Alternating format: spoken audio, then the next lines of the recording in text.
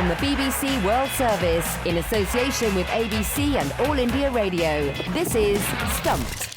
Hello and welcome to Stumped, your intercontinental hit of news, features and debate from the quirky world of cricket.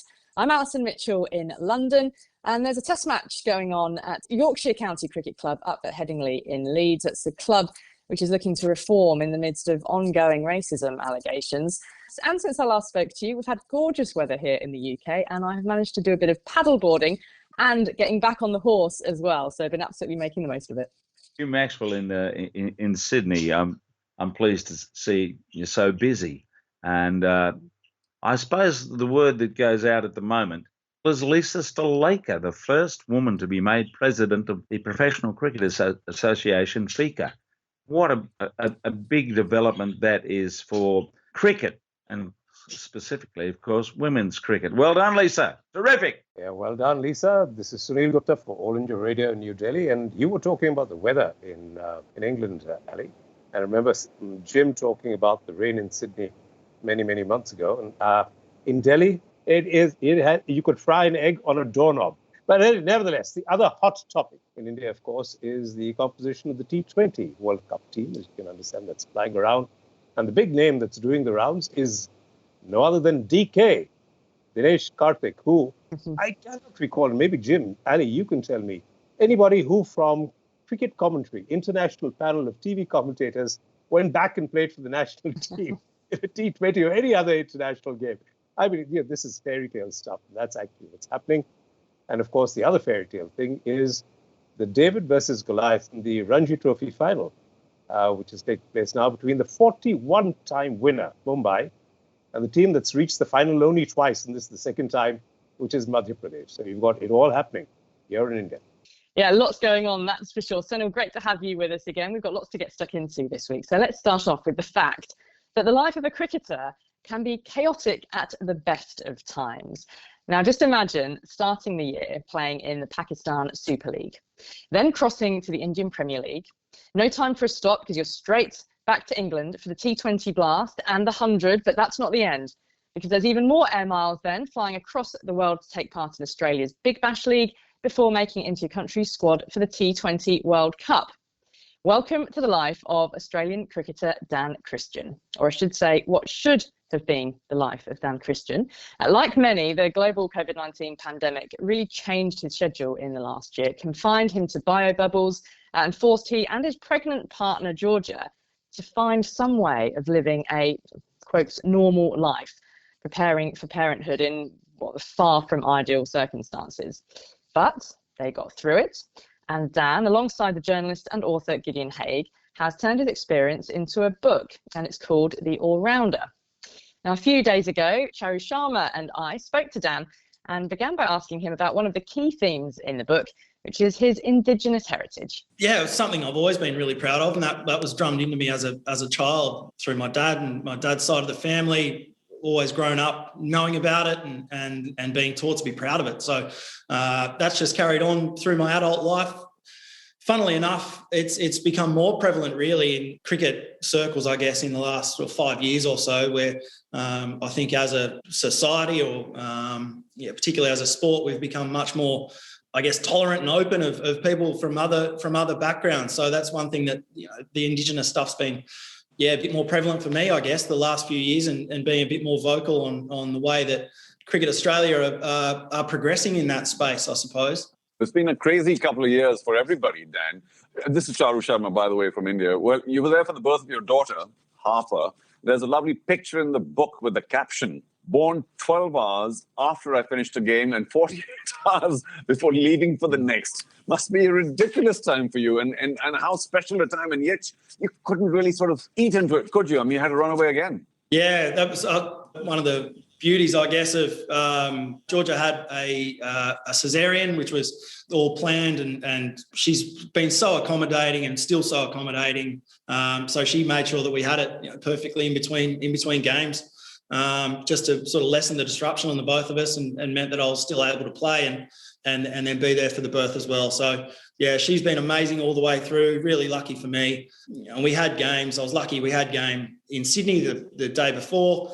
And then a couple of days after, we were down in Launceston for a quick fly out, and and she almost pushed me out the door and told me to go. She had the midwives looking after her. So there's not much I can do really at that stage. So yeah, she was fantastic. It's really interesting. In your book, you noted that you spent 17 out of 131 days with Georgia during that year, and you write at the end that, when it comes to support for players, you say we fill out apps about our mental well-being, but we recognise them as lip service to player welfare.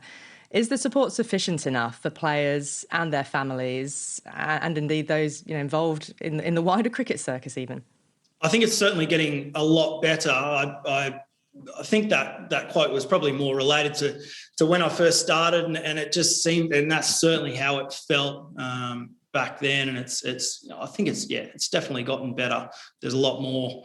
I know even here at Nottinghamshire, we've got a full-time psych with us that's at every training session, and he's talking to guys both about their performance and how their game's going, but then also being able to go and catch up with him for a coffee and talk about what's happening at home and how everything's going off the field as well. As well as that, you've got the PCA and the support that you get from the wellbeing side over here too, and career transition as well. And we do that really well at the ACA at home as well. So look, it's definitely getting a lot better. And even just in the last couple of years, I think the movement that we're making in terms of the mental health space, and guys having to have mental health breaks at different stages throughout the season, or calling it bubble fatigue if you like, or anything like that. I think we're going in a really good direction. You end the book by saying this was the year that your life finally broke through your career. Just expand and clarify what you mean by that exactly. Beautifully written by Gideon, that piece. I just think I've put so much time and effort into cricket over the last almost 20 years or so now. And having now had that life change of having a daughter, your just whole perspective on everything changes. Cricket's always been number one for me, and everything else has been number two. Whereas I've just had this instant change where Harper's number one, and everything about her and her well-being is first and foremost, and everything else comes second. So life's broken through cricket finally. Well, it's wonderful to know that life and family is front and centre for you now, and it's a wonderful shift. Thanks for sharing the story with us on Stumped. I think it's quite an important one to communicate as well, giving that insight. So thank you very much for being with us. Thanks, everyone. Cheers. So that was Dan Christian, and a reminder that you can read all about his experiences in his new book, The All-Rounder. Stumped on the BBC World Service. Now, when South Africa's women's team last played in a test match, their star batter, Laura Wolfhard, still had 2 years left of school. It's been over 7.5 years since the Proteas took on India in a test in Mysore. In fact, they've played only 5 test matches in the last 50 years. But in the next few days, they will take on England in a one-off 4-day match with the Red Ball as part of a multi-format series. Now, Sunil, I want to have a look at the positive side of this first, which is sort of in effect how far South Africa's women have come, and white ball cricket has benefited them enormously. When we see them regularly going deep in tournaments, they've got some of the best players in the world. Has that put them in a position now where they are ready to play more test matches more regularly? Well, Ali, it's always a question of chicken and egg, really, isn't it? I mean, you've got to put them into that situation to see whether they can play, and there's no point theorizing about it. But if you look at their recent record, they reached the semi-final of the 50-over World Cup in New Zealand. They beat India along the way. And these are important indications of the progress of the team. After all, the Indian women's team today is sort of rightly spoken about as one of the better teams in the world, and India is playing a lot of test match cricket. But it was not a one-off, that World Cup victory over India. So I think they're absolutely ready. And as I said, till you throw them in the deep end, you'll never know whether they can swim, can you? From the BBC World Service, this is Stumped on ABC and All India Radio. Next on Stumped, if you remember the early hours of the 24th of February, Russian forces invaded Ukraine. They entered from the north, south and east, with a key target of the war to capture the capital, Kyiv. Now, the chief executive of the Ukraine Cricket Federation, Kobus Olivier, was living in Kyiv and taking his 4 dogs for a walk when he heard bombs and missiles landing nearby. And he spoke to us on Stumped that very morning. We were walking outside and I heard about 18 huge explosions, like it was right next to me. So I knew immediately what was happening. I rushed into the apartment, brought my dogs in. So I heard they bombed apparently military bases just around Kyiv and also Borispol airport. So yeah, that was the blast we heard. And as I'm sitting here, they say the tanks are coming in. There's video footage from Belarus, which is only 2 hours away from Kyiv. The ground troops are coming in with their tanks. Wow, that was quite extraordinary. And those explosions that Kobus heard signaled the start of the invasion. Some residents chose to flee to safety. Kobus, at the time, intended to stay in Kyiv and continue his work, but the situation did soon escalate. I'm pleased to say, though, that 4 months on, Kobus is safe and well and joins us now. Kobus, welcome back to Stumped. Thanks for having me back. Lovely to talk to you guys. I'm in Zagreb in Croatia with my 4 dogs. Okay, so how did you get them from Ukraine to Croatia? Fill in that blank. It was quite a journey. We ended up, in the end, they were bombing Bucha and Irpin, which is literally 15 minutes down the road from me. So I understood at that time I have to get out. I can't stay. My original plan was to stay, but I knew I had to get out. So, and they wouldn't take me and the dogs on any public transport with the 4 dogs. So we ended up I paid a guy to drive us in his private car to a little town called Ivano-Frankivsky in the west of in Ukraine. It's very close to the Polish border. I spent 5 days there in a refugee shelter with the dogs, a school that they converted into a shelter. I then again paid somebody to take me in a private car with me and the dogs to take us across the border into Poland. I settled down in a little village outside Warsaw, but then again they changed the law. The Polish government changed the law, and not being a Ukrainian citizen but only on temporary residence sort of status, I had I had 15 days basically to leave Poland. Otherwise I would have been deported and my dogs would have been put in a shelter.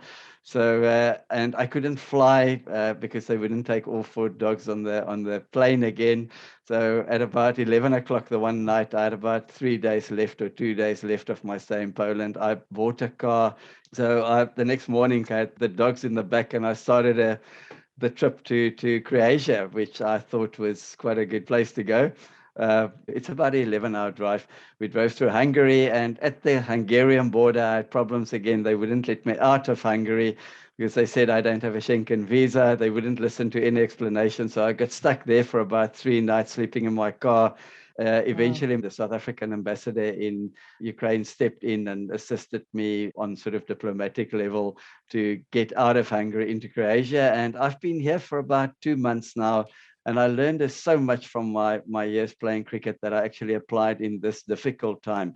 You go through a slump. I was an opening batsman. Well, I went to Scotland to play as a pro. And my first 4 innings, I got 0, 0, 0, 0 in Glasgow. I just couldn't play on those wickets and the rain and wet wickets. And I came back. I had a reasonably good season. So you always find a way. You improvise, you find a way, and you survive. Nice to see you again, Kobus. It's clear you've had cricket on the sidelines for a bit, organising your life and your dogs. But I understand that you have been teaching cricket to some refugees in Croatia. Tell us about that. Yes, I went for a walk in the park, literally, and I saw kids in the park, and I heard they were speaking Ukrainian. So I walked over to them, introduced myself, and started speaking to the moms and the kids. And they were all refugees. And then I spoke to them, and apparently there's about 13,000 Ukrainian refugees in Croatia now. And the majority is in Zagreb, being the capital. So I got this idea. I said to them, listen, if you want, I can speak to the guys at the Croatian Cricket Federation and get some kit. And we can start a bit of cricket in the park. It would give the kids something to do. And that just snowballed. And then I got the MCC Foundation, heard about this, a regional office mentioned it to them, and they said they want to get involved. And they now assisting this program. It's actually been fantastic because it goes way beyond cricket. For these parents and the kids, they're traumatized. That time in the park, it's so much more than just about the cricket. And apparently this has spawned something called the Ukrainian Freedom Cup. Tell us about that. Yes, I'm incredibly excited about it. I thought, actually, when I saw the Ukrainian football team playing and, the support from the whole country and then Eurovision, I thought if I could do something similar, a little bit out of the box for these kids, They're only 6 years. Most of them are between the ages of 6 and 10, boys and girls. And I thought, can you imagine if you can get them in Ukrainian uniforms with Ukrainian flag and they actually representing their country, Ukraine, how proud they will be, what it will mean to them, especially at this difficult time. And I got this idea of hosting I've got the kids here, so I thought let's host the Ukrainian Freedom Cup for little kids softball cricket ages 6 to 12. And I've invited, with the support of the MCC Foundation, they'll be very involved on the day. It will be the last weekend of August. The Ukrainian Cricket Federation hosting this tournament in Zagreb with the assistance of the Croatian Cricket Federation, and also then the MCC Foundation will be very active. They'll be sending coaches. Dr. Sarah will be here. James, who is the operations manager, will come down. So on the Saturday, we will play. I've invited the Czech Republic, Slovenia, Hungary, and also Serbia. 4 more countries to come and send their teams of little youngsters to come and play. And we'll have 2 teams from Ukrainian refugee teams, and 1 from Croatia, obviously. So it will be altogether close to 6 countries being represented by these little kids, 6 to 10 years old, and we're going to call it the Ukrainian Freedom Cup. I hope that will be an annual event, and I'm very excited about the project, and I have to say thanks so much to the MCC Foundation. Well, Kobus, we wish you well. Congratulations on everything that you've achieved so far. That is Kobus Olivier, Chief Executive of the Ukraine Cricket Federation, and his story about he and his dogs and their journey is even being made into a documentary. Well, that is all we've got time for this week on All India Radio for Stumped. So don't forget that you can keep in touch with us on Twitter. We're at BBCWS Sport, and use the hashtag BBC Stumped, and check us out on YouTube as well. Go to the BBC World Service's YouTube channel. My thanks to Sunil Gupta and to Jim Maxwell, and of course to all of you. See you again next time. Bye-bye. Stumped is a BBC sport production for the BBC World Service in association with the Australian Broadcasting Corporation and All India Radio.